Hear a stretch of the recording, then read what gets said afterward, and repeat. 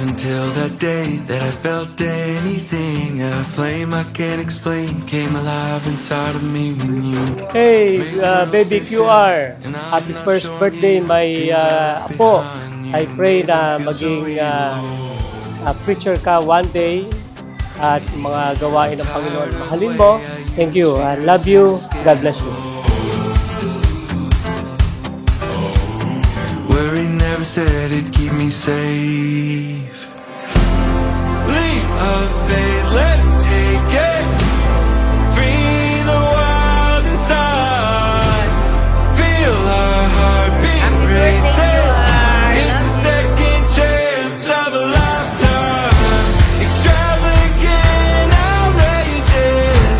The risk of being alive. Take my hand, let's chase it.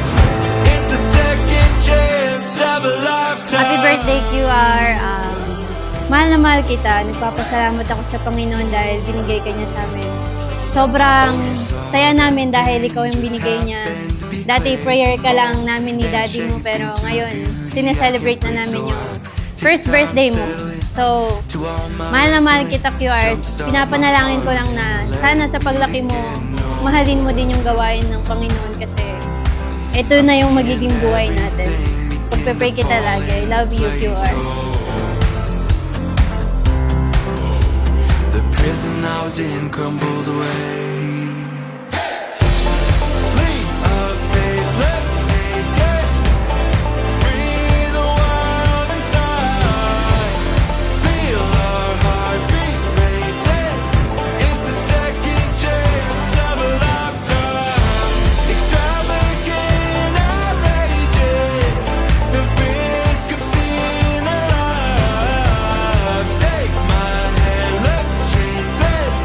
It's a second chance of a lifetime. Happy birthday, QR. Prayer namin ni mami mo ay lumaki kang maayos. Thank you, QR, sa mga lesson na tinuro mo sa akin. Malaking blessing ka, QR. Marami kang tinuro sa akin kahit baby ka pa lang.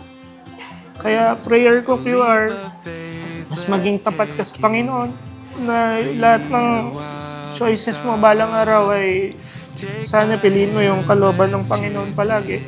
We love you, QR. Love you.